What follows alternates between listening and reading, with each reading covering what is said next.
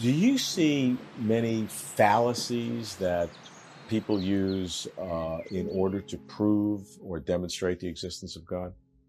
Well, they must all be fallacious because there is no God. It's whether you can detect the fallacy easily enough.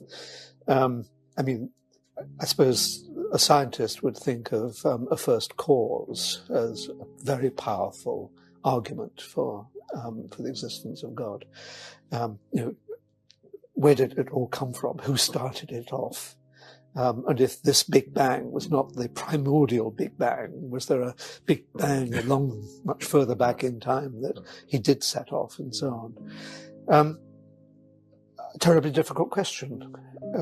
But I think that any question that is given the answer, well, God must have done it, is an abnegation of the intellect. It really is, it sounds as though it's a positive statement, but in fact, it's a camouflage of ignorance. And so it means that people have stopped thinking. And if you are confronted with the question of a first cause, where the universe comes from, don't just slip onto the feather bed of saying God did it, because that's meaningless, totally, utterly meaningless. What scientists have got to do is to trace causes back to their origin and find a mathematical theory of the emergence of the universe. I hope that that will prove possible. There is no evidence yet that it will not prove possible. And any scientist who says that it is impossible to account for the emergence of the universe from nothing without intervention is not being a real scientist, is just too pessimistic.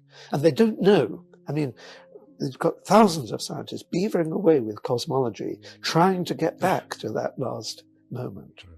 It'd be wonderful when they get there. We have what is called God of the gaps, that Yes. every time something is not understood. Yeah, it's abnegation of the intellect. But, and we've seen it occur Yes. in many different stages. Yeah, every time it occurs, it's abnegation of the intellect. So take that God of the gap, take it out of your sentence and say abnegation of the intellect. That's what it is. It's people giving up trying to think and using a kind of a spell. So that's all it is. I mean, it's just a spell. You've got to get from point A to point B in an argument. You've got a gap. So you weave a spell, you cast a spell, and you're there. and you call it God. You don't call it a spell. It could be the case, and theoretical models give some credence to it, that ours is not the only universe. And if there is more than one universe, then there is no obvious reason why there is not an infinite number of universes. Why stop at 2? Why stop at 42? It could be that all those universes have the same mix of fundamental constants, each one allowing life. Or it could be that the fundamental constants take random values, and it is inevitable that one, or even an infinity of them, permit the emergence of life. No design appears to be necessary, and an argument that posits an essential designer God is lazy rather than convincing. There is currently no need for a designer God. Thirdly, purpose. Philosophers and their obfuscating cousins, the theologians, has puzzled for centuries over the purpose of the universe. Why did God make it? Boredom with absolutely nothing? Anxious for admirers? Keen that we should have the pleasures and the pains of existence? The trouble is, there is absolutely no evidence that the universe has any purpose whatsoever. This, like causality, is an extrapolation of puny human experience to an inappropriate cosmic scale. Each of us, of course, has purposes of various kinds, and so surely, they say, the universe has one too. Science proceeds to elucidate the workings of the world without invoking purpose, and finds not one jot of evidence for it. In fact, in my view, there is a grandeur in an entity as great as a universe, just hanging there, wholly without purpose. And if there is no purpose, there is no need to posit a purposeful God. Religions undermine respect for evidence. Religions harm societies by disfavoring evidence in favor of faith, preferring mass hysteria, superstition, priestly authority, and the propagation of beliefs by cultural conditioning over controlled, careful, circumspect, public, unbiased inspection. If you consider that introspection and submission to authority mark the path to understanding, then vote against the motion. If instead you consider that truth is not arrived at by fanning the flames of a crowd's opinion, but by circumspect public scrutiny, then vote for the motion. Point of information? Take it. Within Islam, there is a procedure to alter the text according to modern society, which relies on logical analogies that are drawn from the real world and a logical process that is followed to reach the conclusion. How then does it block logical interpretations of the world around us? Thank you. All religions pride themselves on developing analogies, normally after the truth has been discovered by scientists.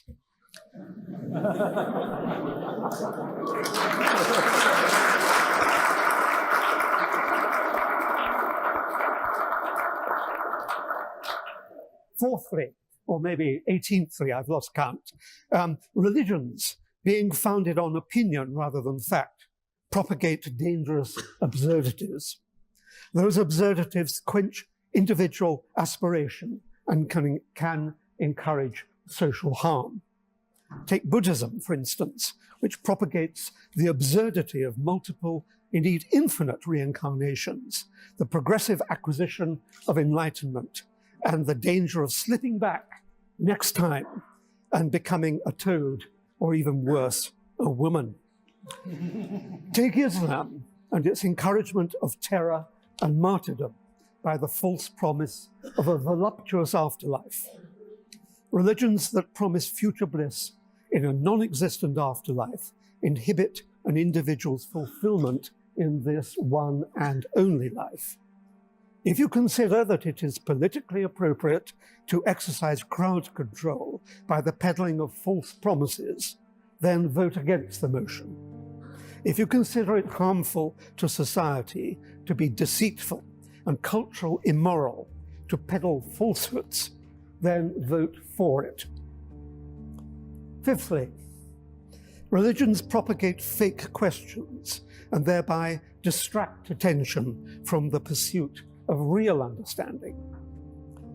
When you reflect on the kinds of questions that religion regards as peculiarly its own and denies that rational thought can elucidate them, they turn out to be unsubstantiated extrapolations from human experience or fruits of the inability of a person to come to terms with the prospect of his own annihilation. If you consider it fruitful to consider questions for which there is no evidence, then vote against the motion. If instead you consider that attention should be confined to questions of existence for which there is actual evidence, then vote for the motion. We on this side, and I think I can speak for my colleagues, accept that religions often have a benign, comforting function, through, of course, the propagation of falsehood, and have inspired great art, at, of course, the cost of much blood. But we prefer honesty and its bedfellow rationality.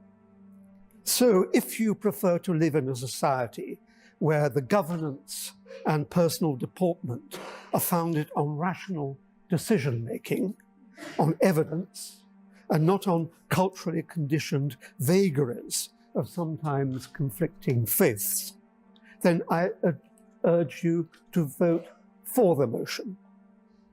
Religion is really not merely the opium of the people. It undeniably undermines the intellect and rationality, and thereby harms society at its core.